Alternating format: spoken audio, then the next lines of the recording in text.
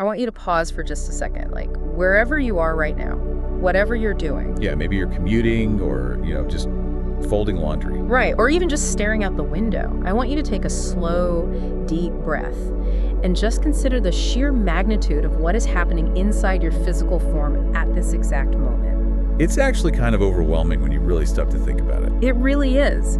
At this very second, while you are casually existing, there is a staggering, almost incomprehensible amount of invisible labor happening entirely inside your own body. Right, a complete universe Yeah. of highly coordinated activity. Exactly. And it's occurring right under your skin, completely outside of your conscious awareness.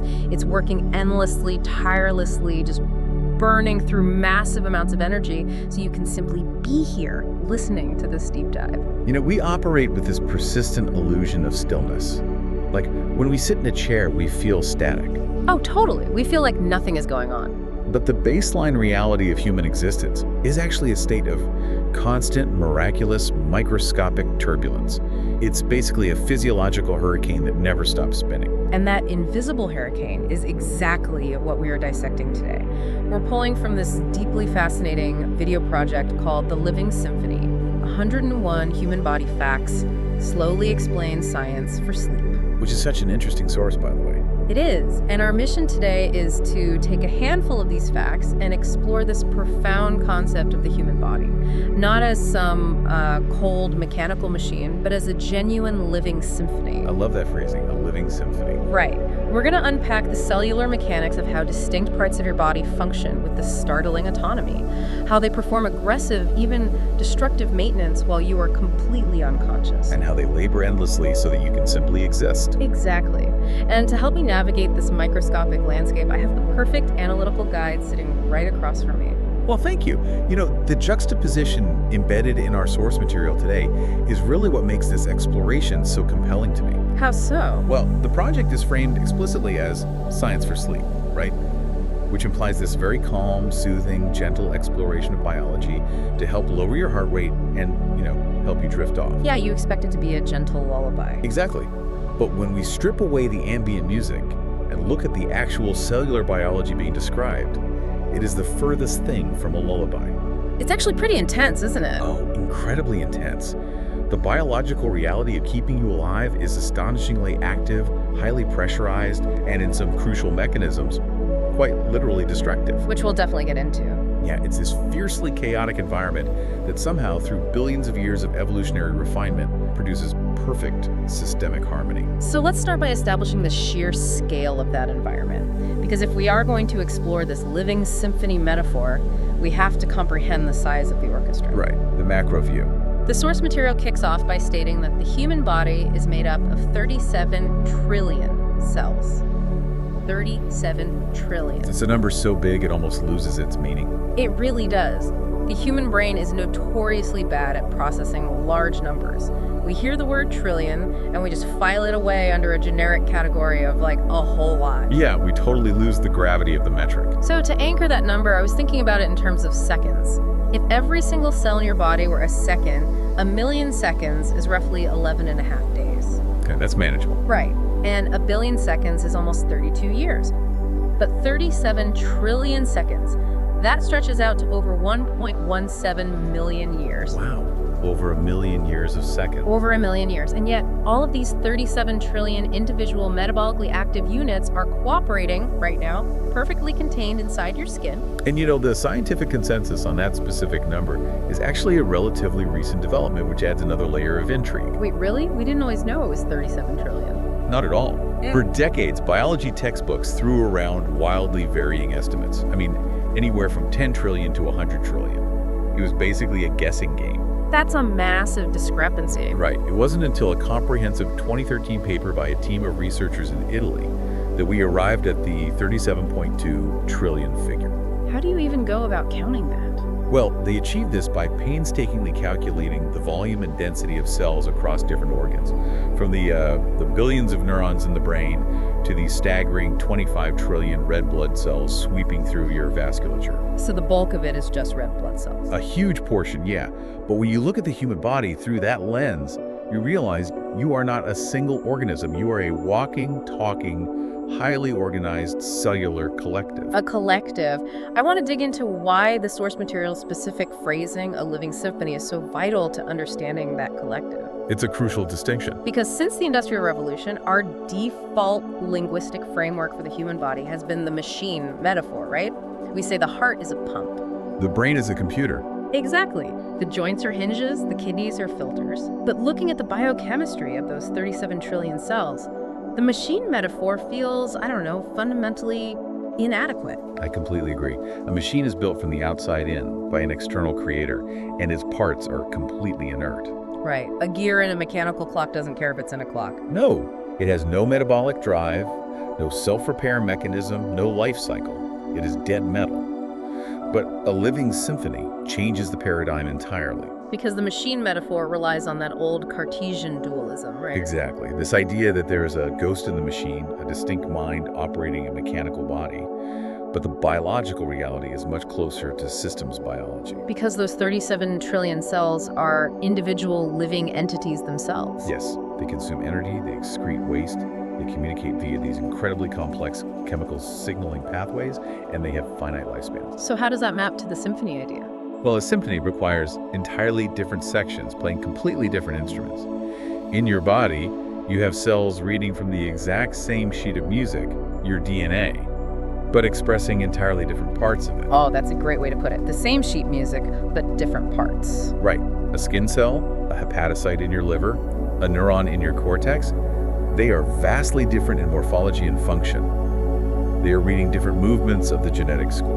But somehow it all comes together. Exactly. Through biological harmony, precise timing, and profound collective action, they create a unified organism. And what elevates that symphony metaphor even further for me is the concept of communication and tempo. If it were just a machine, it would operate via cold, linear mechanics. You push a button, you turn a gear. But a symphony implies a dynamic, responsive environment. Right. There is a shared goal of homeostasis, or I guess more accurately, allostasis, the process of maintaining stability through constant physiological change.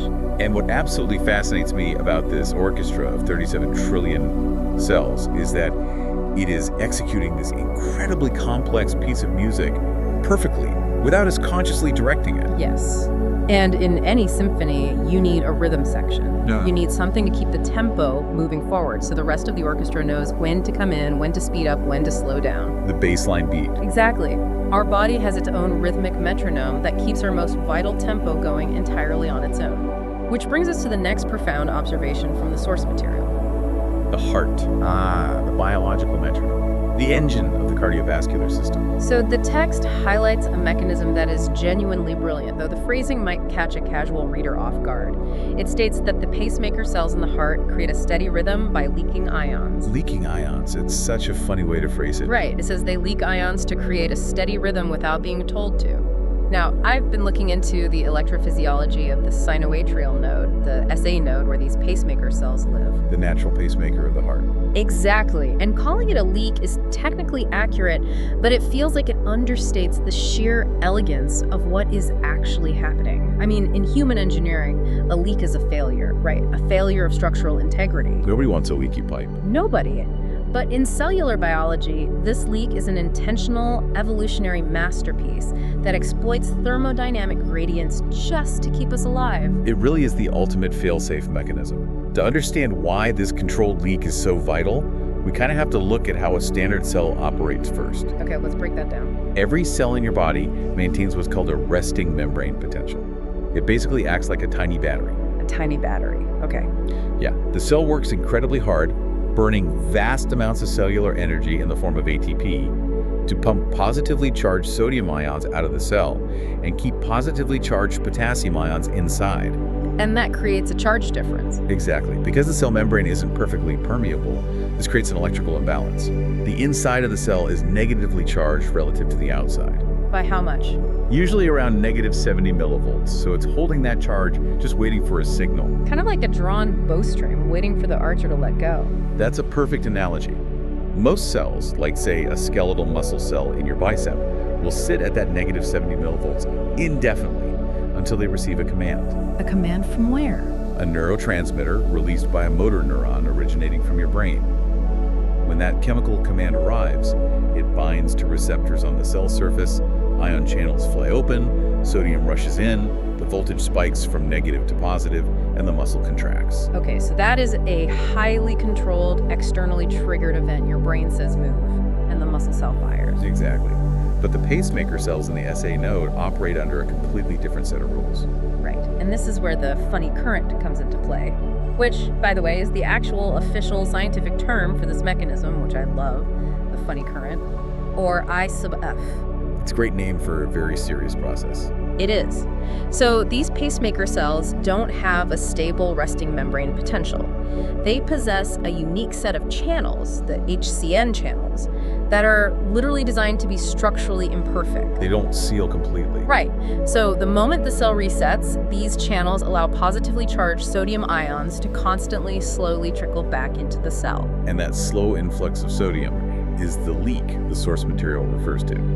Because the positive ions are constantly seeping in, the internal voltage of the cell doesn't stay at a flat, stable negative charge. It slowly creeps upward. Yes, it drifts from roughly negative 60 millivolts up to negative 50 and climbs steadily toward a very specific threshold of about negative 40 millivolts. And negative 40 millivolts is the trigger point. Right? Exactly. The moment that slow internal chemical leak pushes the cell's internal voltage to negative 40, voltage-gated calcium channels suddenly detect the change and blast wide open. Calcium floods into the cell, the electrical charge violently spikes, and the cell fires an action potential. Boom, a heartbeat. Yep. That electrical wave then sweeps down through the heart, forcing the muscle fibers to contract and push blood through your vascular system. And then what happens? It just resets. Exactly. Then the cell rapidly pumps the ions back out, drops its voltage back down, and the slow leak instantly begins pulling the voltage back toward the threshold all over again. It is a perpetual, self-winding biological clock. It really is. And the sheer genius of this mechanism lies in the source's phrase, without being told to. This is the pinnacle of decentralized biological control. The SA node does not wait for a command from your brain cortex to tell it to beat. The leak is a physical inevitability. As long as those cells have oxygen and ATP to run their sodium-potassium pumps and reset the gradient, they will leak, they will hit the threshold, and they will fire. It operates completely independently of your conscious thought. When you really sit with the implications of the phrase without being told to, it's staggering. It means your heart is an autonomous, pulsing entity inside your chest cavity, Driving the rhythm of your life based purely on the physical laws of ion diffusion. Think about the cognitive load if it weren't designed this way. Like if human evolution had taken a different path and you had to consciously direct your cardiac cycle. Oh, it would be a nightmare. If you had to actively think, okay, right, atrium, contract, now left ventricle, contract, you wouldn't survive your first sleep cycle. No, you couldn't hold a conversation, read a book, or even digest a meal. You'd be entirely consumed by just keeping your blood moving. The delegation of vital tasks to autonomous systems is what allows higher order consciousness to exist at all. By offloading the rhythm of life to a mechanism as beautifully simple as a chemical leak, the brain frees itself up to process the external world. And what's even more remarkable is how the heart cells communicate this rhythm, right? Oh yeah.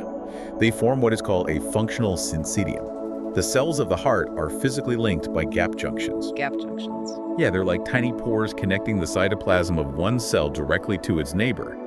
So when that pacemaker cell hits the threshold and fires, the electrical wave passes instantly from cell to cell. So they don't even have to wait for a chemical messenger between them. Exactly. They contract as a single, unified wave. It is the ultimate expression of the symphony. So we have this autonomous metronome keeping the baseline rhythm, handling the most critical life support function without any input from our conscious mind. Right. You would assume then that the brain, freed from the burden of micromanaging the cardiovascular system, gets to occasionally shut down and rest. You would think so. We have this culturally ingrained idea that sleep is a passive state. We view it as an off switch, a period where the brain powers down to conserve energy. Which is one of the most persistent myths in popular science. Exactly, because the biology of sleep is violently opposed to that idea. In fact, the brain is incredibly busy during sleep, engaging in activities that seem entirely counterintuitive. The reality, as highlighted by our source material, is that sleep is a highly active, metabolically demanding and surprisingly destructive process. Destructive? Yes. Yeah. And that destruction is absolutely necessary for cognitive survival. So the source text states that the brain actually uses sleep to prune connections to make room for tomorrow. Pruning. It's a very evocative word. It is. I spent some time digging into the mechanics of this, specifically looking at the synaptic homeostasis hypothesis, or SHY. Pioneered by researchers like Giulio Tononi and Chiara Sorrell. Exactly, and the core concept is fascinating. When I hear the word pruning, I don't picture a gentle resting state. I picture a gardener with sharp shears, actively severing branches on an overgrown hedge so that the plant doesn't collapse under its own weight. That's a surprisingly violent image for sleep. Right, but it's an aggressive physical editing of the structural landscape, and that is exactly what is happening inside the skull. The gardener analogy maps almost perfectly onto the neurobiology, actually. To understand why the brain must prune, we have to look at the metabolic cost of being awake. Okay, lay it on us. When you are conscious, moving through your day, you are bombarding your brain with an unimaginable volume of sensory data.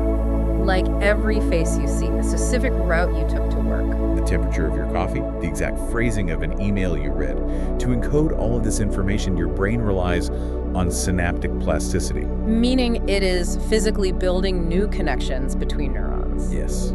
Throughout the day, as you learn and experience the world, your neurons strengthen their connections with one another. How do they do that physically? They do this by adding more receptor proteins, specifically AMPA receptors, to the synapses, making the communication between neurons louder and stronger. So you are literally laying down new microscopic wiring, increasing the overall synaptic strength across your cortex all day long. Exactly. You're constantly wiring and rewiring. But the brain operates in a finite physical space, right? Within a rigid skull with a strict energy budget. I mean, the brain already consumes roughly 20% of our resting metabolic energy, despite being only 2% of our body weight. It's an energy hog. Total energy hog.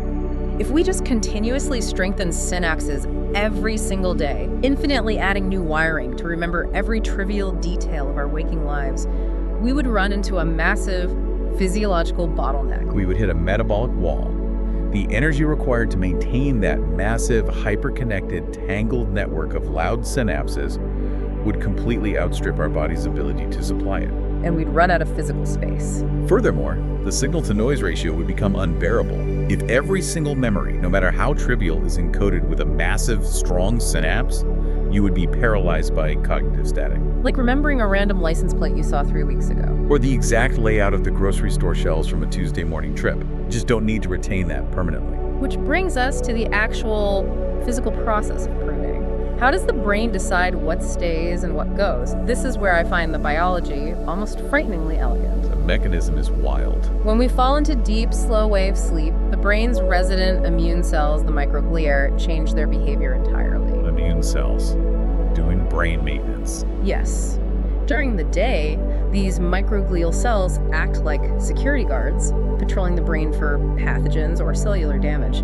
But during sleep, they transition into the gardeners. The process is known as microglial phagocytosis, which literally translates to cell eating. Cell eating, wow. During sleep, particularly during the slow, synchronous delta waves of deep sleep, the brain begins a process of global synaptic downscaling. So the microglial cells navigate through the dense forest of neurons, actively inspecting synapses. They're looking for weak, underutilized, or chemically tagged connections. Basically the neural clutter of the day. And the mechanism by which they tag these weak synapses is wild. Research suggests the brain uses elements of the complement system, specifically proteins like C1q and C3. Which, again, is part of the immune system normally used to tag bacteria for destruction. Right, the brain takes these eat-me immune tags and places them on weak, unimportant synapses. So the microglial cell comes along, recognizes the tag, and literally physically engulfs and digests the synaptic material. It eats the connection. It dismantles the physical architecture of memory. It is a remarkable repurposing of immunological tools for cognitive maintenance. By literally eating away the weak synapses, the brain reduces the overall synaptic load back down to a sustainable baseline energy level. Which is incredible. And this process accomplishes two vital things, right? First, it clears out the trivial noise, preventing information overload. Second, it increases the signal-to-noise ratio for the memories that actually matter. By pruning away the brush, the strong connections, the vital skills you practiced, the meaningful emotional events, they stand out more clearly. The brain selectively scales down the noise, allowing the important signals to survive. I want to address you, the listener, directly for a moment. Think about a time you tried to solve a complex problem late at night, and your brain just felt full. Like you just couldn't hold the variables in your head anymore. Exactly. Then you get a solid 8 hours of sleep, and you wake up the next morning feeling sharp, clear-headed, and the solution seems obvious. We've all been there. That feeling of being refreshed isn't just some vague, metaphorical recharging of your batteries. It is the direct result of a physical, microscopic landscaping project. While you were lying in the dark, entirely oblivious. Yes. Millions of microglial cells were actively eating away the physical structures of your trivial memories to clear storage space in your cortex. They physically edited the architecture of your mind to make room for today.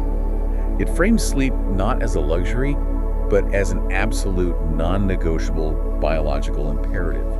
Without the destructive pruning phase of sleep, the symphony of the mind would devolve into sheer, deafening static. The cognitive architecture would just collapse under its own metabolic weight. We require the downtime of unconsciousness to conduct this heavy structural maintenance. Which sets up a fascinating dilemma, because we just established that the heart has its own internal peacemaker to keep beating without conscious input. And we established that the brain absolutely demands a period of profound unconsciousness to physically restructure itself, clean out the metabolic waste, and prune its connections. The brain has to shut off external input to survive. So where's the dilemma? What about the boundary layer? What about the parts of the living symphony that are fundamentally exposed to the outside world that never get the luxury of shutting off the sensory input? How? Because the source material brings us to one final, staggering reality about the largest organ in the human body. The interface between the symphony and the chaotic universe. In the skin. The text states plainly that your skin is a workforce that never clocks out.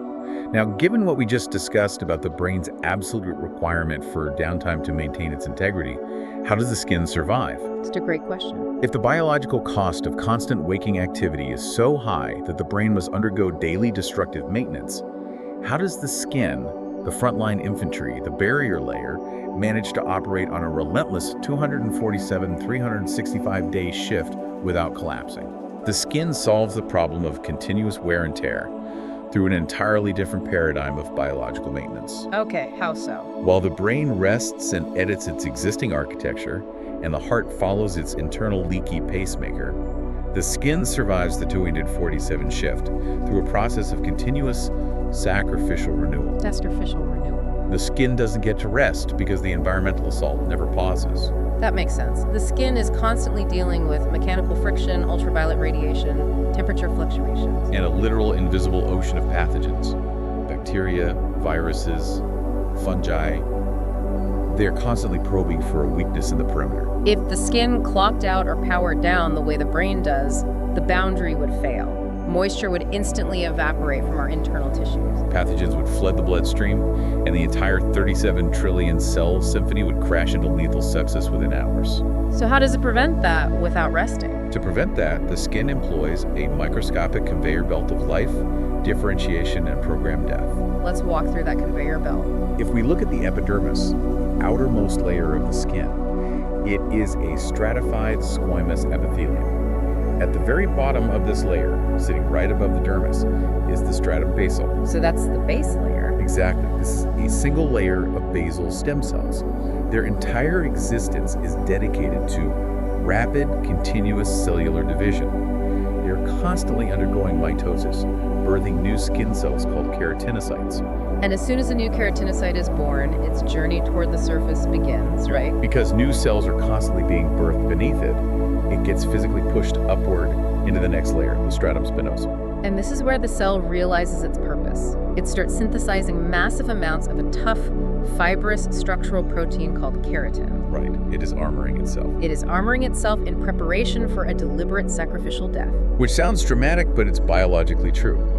As these cells are pushed even further outward, away from the blood vessels and the nutrient supply in the dermis, they enter the stratum granulosum. And what happens there? Here, they undergo a highly specialized form of programmed cell death called cornification. Cornification. So the cell actively destroys its own nucleus. It dismantles its own organelles, it ceases all metabolic function, it effectively commits biological suicide. But it doesn't just vanish, it fills its remaining internal space entirely with rigid keratin proteins and secretes a mortar of waterproof lipids into the space between the cells. It is a remarkable sacrifice for the collective. By the time these cells reach the absolute outermost layer of the stratum corneum, they aren't really cells anymore.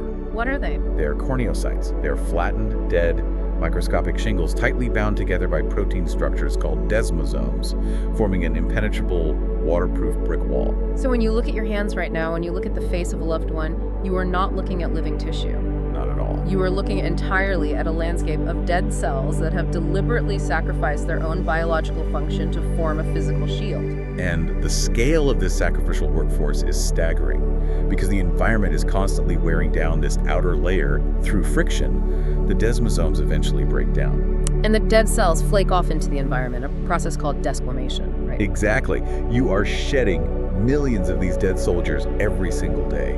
A massive percentage of the dust in your home is actually composed of your own shed skin. Which is a little gross, but also amazing. It is. And to maintain the integrity of the barrier, that deep layer of basal stem cells must generate millions of new cells every single day to replace the ones falling off the surface. It is a continuous, relentless cycle of birth, upward migration, armored specialization, programmed death, and eventual shedding.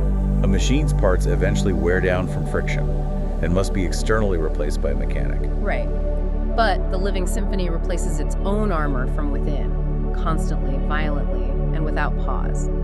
It is a staggering labor of love for the collective organism. And that ties all three of these biological movements together perfectly, don't you think? I really do.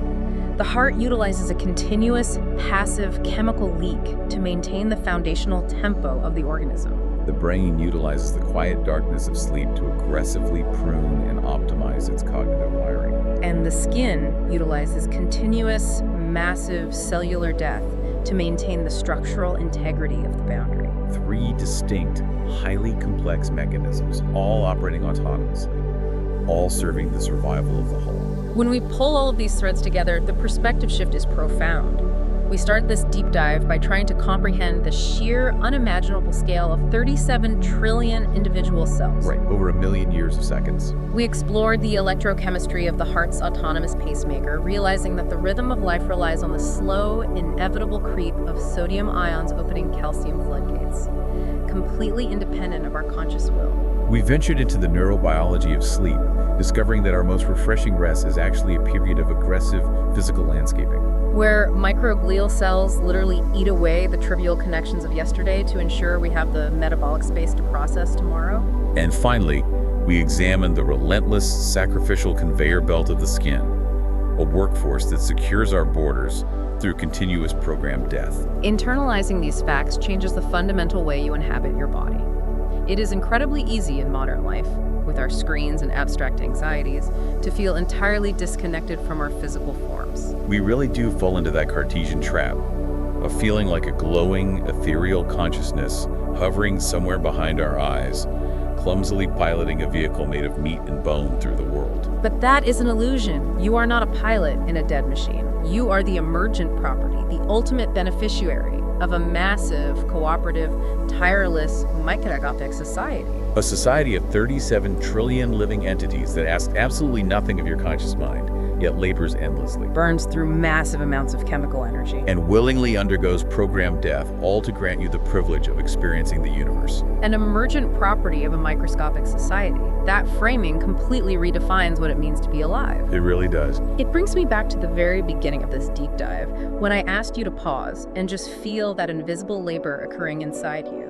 Because knowing the intricate science behind it, visualizing the leaking ions, slowly triggering an action potential, picturing the microglial cells tagging and consuming weak synapses in the dark, imagining the deep basal stem cells pushing a new layer of armored soldiers toward the surface.